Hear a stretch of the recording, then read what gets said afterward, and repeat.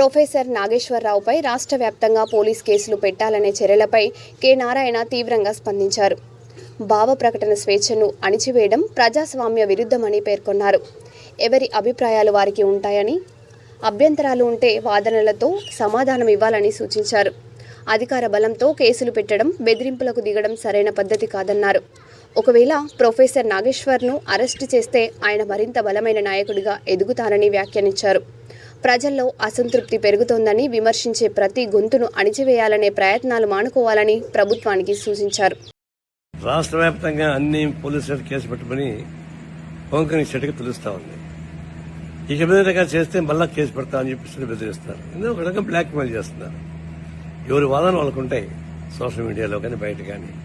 మీరు రిప్లై ఇచ్చుకోండి, అంతేగాని సెలవు పాలన చేసి మీకు వ్యతిరేకమైన వాయిస్ మొత్తం ఆపాలని చెప్పేసి ప్రయత్నిస్తే ఇది క్వశ్చన్ చేసేవాడిని నోటి తప్ప ఇంకోటి కానీ కాదు. ఇట్లాంటి బొడ్డు బెదిరింపులు మానుకోండి. ఒకవేళ నిజమైతే మీరు అరెస్ట్ చేయండి, ఆయన్ని మంచిదే. ఆయన అరెస్ట్ చేయాలని నేను కూడా కోరుకుంటున్నా. ఆయన అరెస్ట్ అయితే కాంగ్రెస్ ముఖ్యమంత్రి క్యాండిడేట్ బయటకు వస్తాడు. ఈ కాక్రోచ్లు అంతా బయటకు వస్తాయి. కాక్రోచ్ ఉద్యమం పెరుగుతుంది. ఒక విధంగా మంచిదే. ఆ విధంగా ప్రొఫెసర్ నాగేశ్వర్ని అరెస్ట్ చేయడం బయట చెప్పి నేను జనసేనకు విజ్ఞప్తి చేస్తా ఉన్నా.